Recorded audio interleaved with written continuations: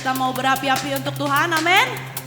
Yuk kita tepuk tangan kita di atas kepala dan kita menyanyikan lagu ini.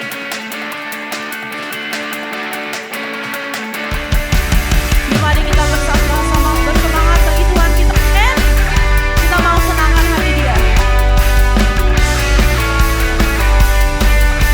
Yuk semuanya nyanyikan. Jiwa bebas terlepas, rasa mau tak terhempas. Nama Yesus pemenang, nama Yesus jawaban. Langkah takkan berhenti, berlari sampai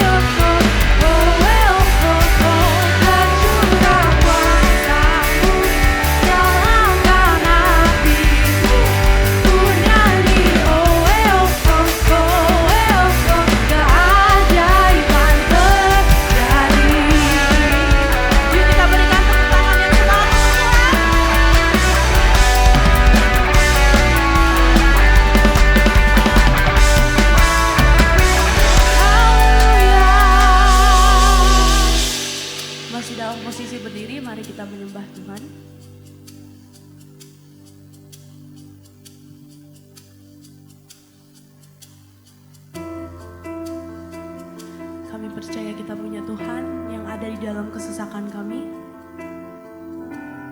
Tuhan yang telah merasakan rasanya kecewa, rasanya dihianati.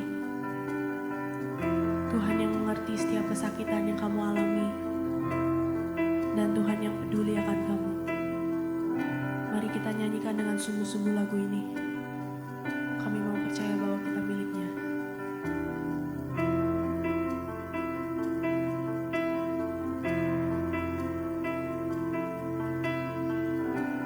Yuk kita angkat tangan kita dan nyanyikan lagu ini.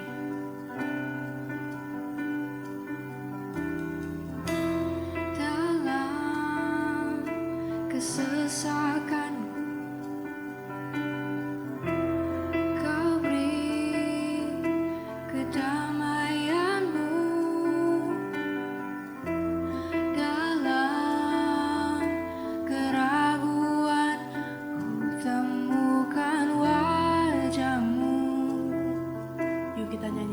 bersama-sama.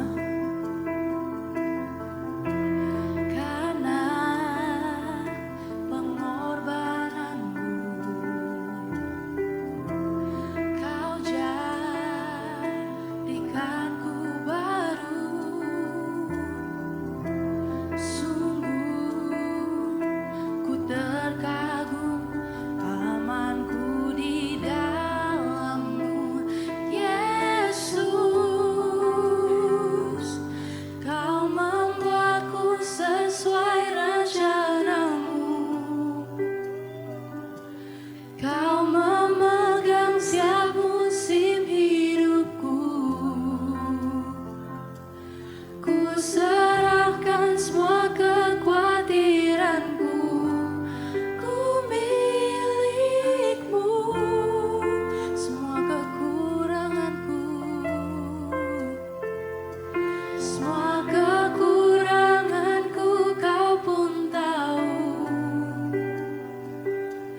Tetap kau pandang indah dalammu. Ku angkat tanganku dan berseru, ku milikmu. Come on, let's sing a song together. Dalam kesesakanku,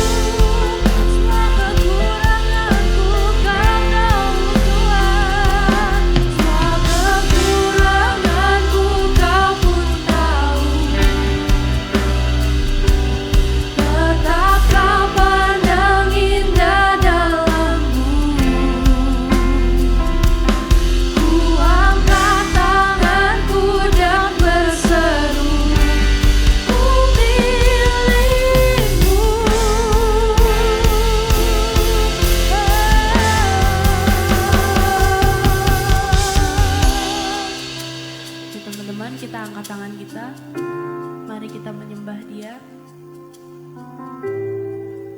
Walaupun apa yang kita alami tidak selaras dengan mungkin rencana yang kita pikir atau apa yang kita ekspektasikan, kami mau percaya bahwa Tuhan memegang hidup kita. Tuhan memiliki rencana yang baik untuk setiap kami. Hidup kita ada di dalam tangan yang sangat berkuasa, tangan yang peduli akan segala sesuatu, dan tangan yang telah merencanakan semuanya dengan sempurna. Dia adalah Tuhan yang peduli, Dia adalah Tuhan yang tahu rasa sakitnya dikecewakan, Tuhan yang mengerti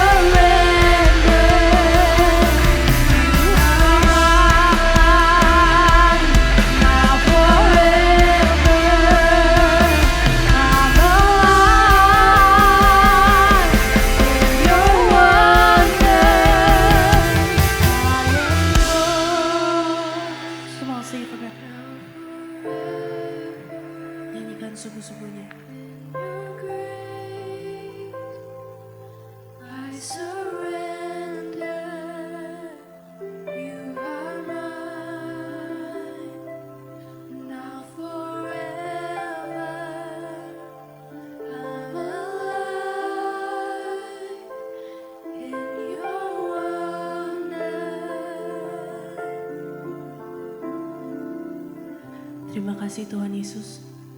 Terima kasih untuk semua yang telah Engkau lakukan. Terima kasih atas kebaikan-Mu. Tuhan Yesus, hari ini kita mau mulai mendengarkan firman. Kita mau membaca firman-Mu dan kita mau mengerti apa yang Engkau mau kami kerjakan. Tuhan, tolong pimpin kami. Tolong buka hati kami supaya kami bisa mengerjakan apa yang Engkau mau kami kerjakan di dalam kehidupan ini. Di dalam nama Tuhan Yesus, amin. Kepemimpinan yang melayani di Markus 10 ayat 35 sampai 45. Kalian langsung buka Alkitabnya, langsung baca dulu. Kak Vela kasih waktu 15 menit sampai 12.45. Habis itu kita nanti kakak-kakaknya akan pilih 4 orang masing-masing ada di sini ke depan untuk share apa yang kalian dapetin. Setelah itu kita bahas. Oke? Let's go.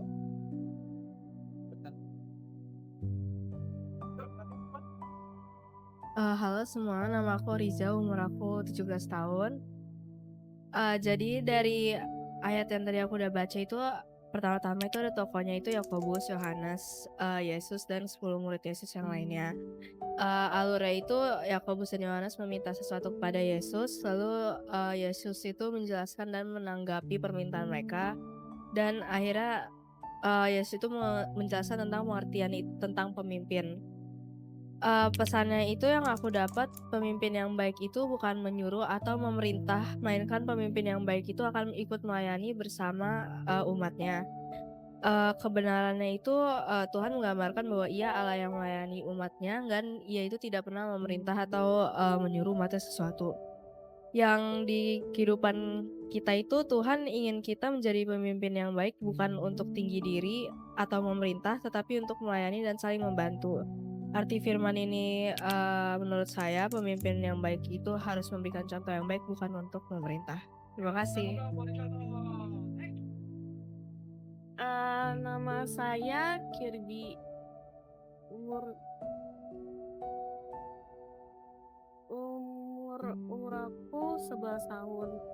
Yang aku dapatkan ajaran Yesus tentang makna sejati, kepemimpinan dan kebesaran yang sesungguhnya adalah melalui pelayanan dan kerendahan hati, bukan kuasa dan kedudukan duniawi. Tokoh Yakobus, Yohanes.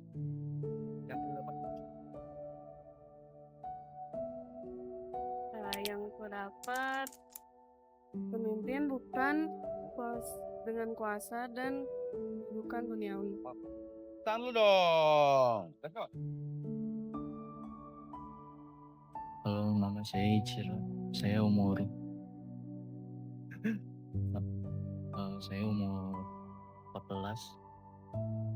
Yang dapat but the say of right hand and on my left hand is not mine to give, but it is for those whom it is prepared.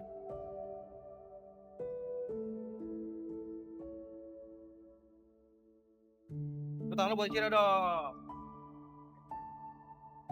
Halo, saya Josia. Saya umur 17. Jadi yang saya dapatkan bahwa bedanya kalau Tuhan jadi pemimpin dan orang dunia memimpin itu beda ciri khasnya. Ya, karena Tuhan mengajarkan kita bahwa ciri khas pemimpin adalah pemimpin yang melayani. Sedangkan kalau dunia dia dengan tangan besi, keras dengan segala macam.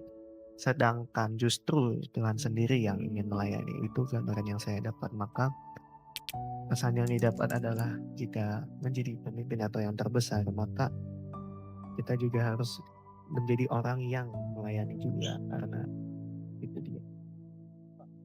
Sip. Oke, teman-teman, kita bahas secara singkat aja dari apa yang kalian sudah baca gitu ya, bahwa jelas ada tiga pembicaraan di situ. Ada siapa aja? Ada Yakobus, ada Yohanes, ada Tuhan Yesus sendiri. Nah, di ayat yang pertama, ayat 35 sampai 37 yang kalian baca, di sini menggambarkan bahwa Yakobus dan Yohanes ngapain dia? Minta sesuatu, gitu ya. Bahwa Yakobus sama Yohanes tuh minta sama Tuhan Yesus, minta sesuatu. Apa yang dia minta? Apa? Posisi yang dia minta ya. Bahwa yang dia minta adalah posisi. Sama-sama bilang posisi. Oke, berbicara tentang posisi, maksudnya apa posisi? Karena gini kan, ngomongnya gini. bahwa kami harap supaya engkau kiranya mengabulkan permintaan kami, yaitu perkenankanlah kami duduk dalam kemuliaan-Mu kelak. Aku di sebelah kanan dan kiri. Gitu ya. Ngomongin dalam sebuah kepemimpinan, orang yang paling dekat itu kan dipercaya juga jadi pimpin kanan kirinya. Ngerti maksudnya sampai sini? Jadi Yakobus sama Yohanes itu pengen posisi, sama-sama bilang pengen posisi. Nah, Tuhan Yesus lanjutannya gitu ya, karena minta tempat tertinggi gitu ya, dapat kemuliaan gitu ya. Ini ngomongin kemuliaan di sini. Oke. Tuhan Yesus akhirnya ngomong apa? Di ayat 38. Apakah kamu sanggup? Kamu nggak tahu apa yang kamu minta. Dapatkah kamu meminum cawan yang harus kuminum dan dibaptis dengan baptisan yang kuterima? Begitu Yakobus sama Yohanes ngomongin tentang posisi di sebelah kanan dan kirinya, Tuhan Yesus ngomongin dua juga, yaitu apa? Cawan dan baptisan. Ngomongin cawan dan baptisan. Oke, selanjutnya kita ngomongin lagi lanjutannya. Selanjutnya, tuh mereka jawab apa? Bisa lah. Kami dapat kok, gitu ya.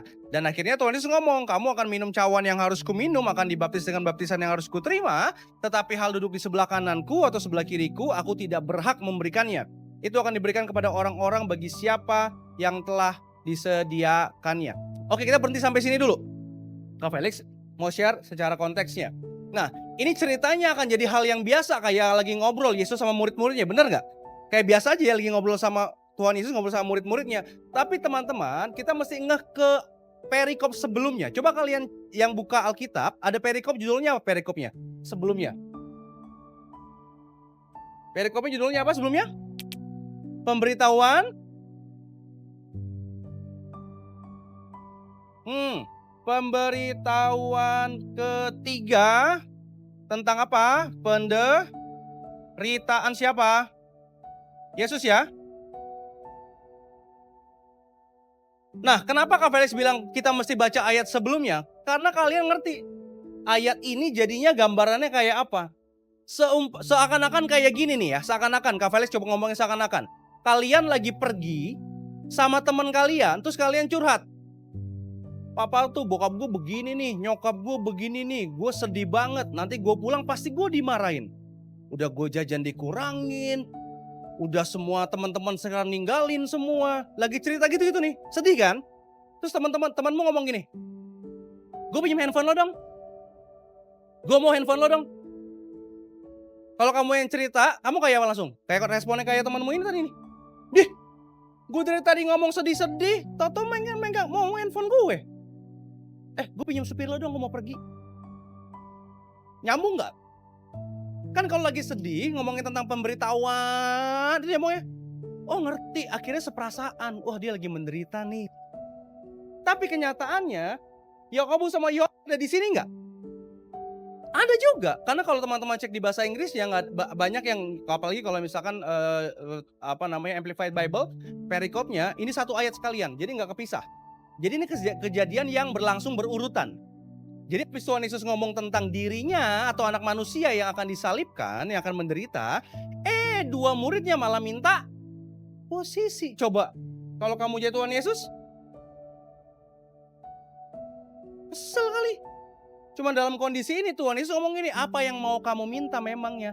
Aku mau minta posisi, kemuliaan. Makanya Tuhan Yesus bilang, kamu gak ngerti apa yang kamu minta.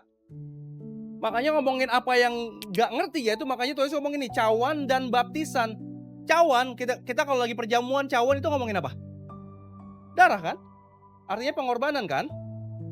Pengorbanan darah. Ngomongin baptisan, kalau teman-teman baptisan, kalau kita di ICI baptisannya selam, itu dibaptis, mati bersama Kristus, begitu bangun, dibangkitkan bersama dengan Kristus. Artinya baptisan itu ngomongin apa? Ketika Yakobus sama Yohanes posisi yang dia kejar, kemuliaan yang dia kejar. Tapi Tuhan Yesus bilang bahwa kepemimpinan ini tentang cawan dan baptisan, tentang pengorbanan dan kematian. Nyambung gak? Muridnya gak nyambung sama konsepnya Tuhan Yesus. Kenapa? Di momen itu orang-orang Yahudi, orang Israel berharapnya, apalagi murid-muridnya, Yesus itu sebagai raja-raja beneran. Sehingga nanti memerintah beneran.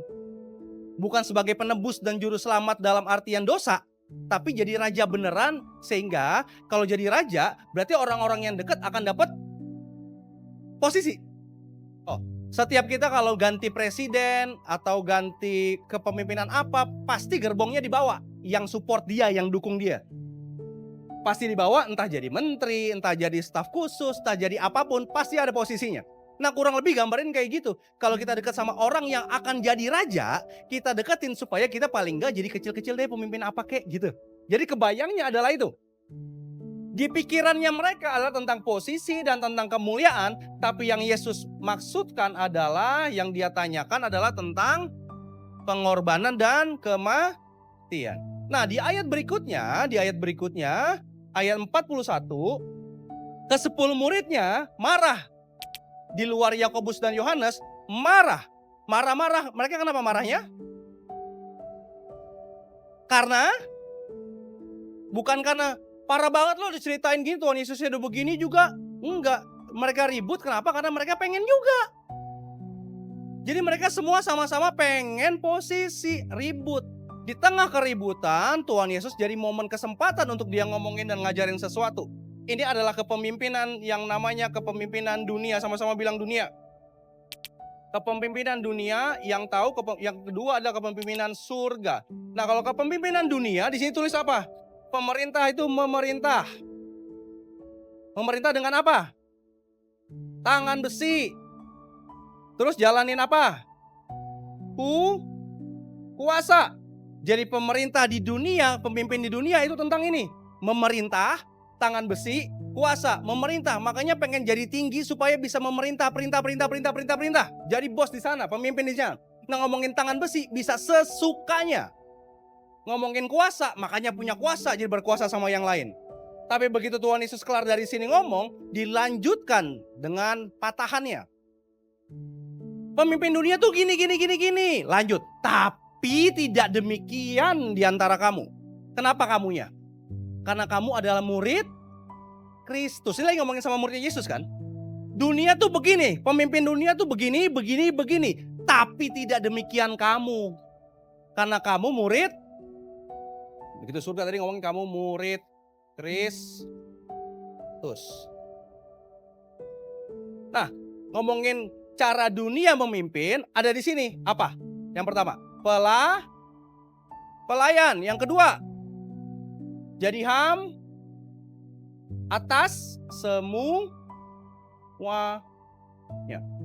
Nabrak gak nih? Jadi makanya saya kasih fast nih. Nabrak banget. Memerintah yang dunia, tapi kalau surga suruh jadi pelayan. Di dunia tangan besi sesukanya, tapi kalau di sini tangannya kotor jadi hamba. Yang ini memerintah karena punya kuasa, jadi yang aku berkuasa jadi punyaku. Tapi ini dalam semuanya jadi kontras gak? Tahu artinya kontras gak? Nabrak banget, beda. Apakah berhenti di sini? Enggak, lanjutannya. Tuhan Yesus sendiri ngomong gini, sebab anak manusia itu siapa? Yesus sendiri. Dia ngomong gini, ini cara dunia, ini cara surga, dan saya melakukannya. Yang mana yang dilakuin? Cara surga, apa gambar dari situ? Bukan untuk dilayani, tapi dia untuk melayani. Yang kedua, dia ngapain? Memberikan nyawanya. Dan yang ketiga, jadi tebusan. 3 hal ini Yesus mengerjakan dengan keteladanannya. Sehingga itu jadi bagian kita hari ini kita belajar. Kepemimpinan itu bukan tentang memerintah tangan sesukanya, punya kuasa, tapi kepemimpinan itu tentang melayani. Jadi hamba, dan kita belajar jelas semuanya dari Yesus. Karena jelas di sini ngomongin bahwa memerintah dengan otoritas yang menindas orang dunia. Tapi kalau kita adalah pelayan yang aktif menolong, yang menyerahkan hidupnya untuk melayani. Sehingga ada 3 hal ini. Yang pertama, murid-murid pengen apa? Pengennya kuasa. Enggak cocok sama apa yang Yesus ajarin. Tapi yang kedua, akhirnya Tuhan Yesus definisinya dirubah, dibongkar. Kacamata, cara pandang, cara melihatnya dirubah. Yaitu kepemimpinan bukan tentang posisi atau berkuasa untuk kemuliaan, tapi hati yang melayani. Ada 4 hal ini. Ada kekuasaan tadi ini, control, self advance, status. Tapi kalau kingdom pattern yaitu apa? Melayani, belas kasihan di dalamnya ada di situ. Dan terakhir, Tuhan Yesus bukan cuma ngasih tahu, tapi dia bilang gini, aku ngelakuin. Jadi dia jadi model utamanya, jadi teladan utamanya untuk dia melakukannya. Ia melayani kita dengan menempatkan dirinya menggantikan kita, dan ia memimpin kita dengan menggendong dosa kita, menanggung beban kita. Dan ketiga, Yesus menyelamatkan kita untuk jadi tebusan menggantikan kita. Sehingga dalam aplikasinya kita tahu bahwa kita melayani dengan, kita jadi pemimpin yang melayani karena Kristus udah duluan melayani kita lewat memberikan dirinya bagi kita. Sehingga tiga hal ini jadi kepemimpinan yang melayani. Humility, sacrifice, love. Kita tahu bahwa kita bukan untuk dilayani, melainkan untuk melayani dan memberikan nyawanya. Tiga hal ini ngomongin bahwa kepemimpinan yang Yesus ajarin itu tentang ini. Sehingga ini jadi gambaran secara utuh bahwa Yesus adalah pemimpin hamba yang sejati, memerintah dengan melayani, memimpin dengan mengasihi, menyelamatkan, memberikan nyawanya. Sehingga kepemimpinan Kristen, yaitu murid-murid Kristus, bukan naik ke atas untuk kuasa, tapi turun ke bawah, merendahkan diri untuk melayani. Kenapa kita melayani? Karena dia udah lebih duluan melayani kita dengan memberikan nyawanya bagi kita. Sehingga ukuran kepemimpinan bukan gini, seberapa banyak yang dia pimpin, tapi seberapa orang yang dia sudah layani. Ini jadi pertanyaan bagi kita semua yang kita bisa renungkan bersama-sama, dan setelah itu kita berdoa bersama-sama. Bagi saudara-saudara yang diberkati Impact Community Indonesia dan ingin memberikan persembahan atau donasi, dapat disalurkan ke rekening Bank Gereja Impact Community Indonesia dan Yayasan Tangan Pengharapan, serta QR Code BCA Mobile, GoPay, OVO, Dana, Shopee, dan link aja.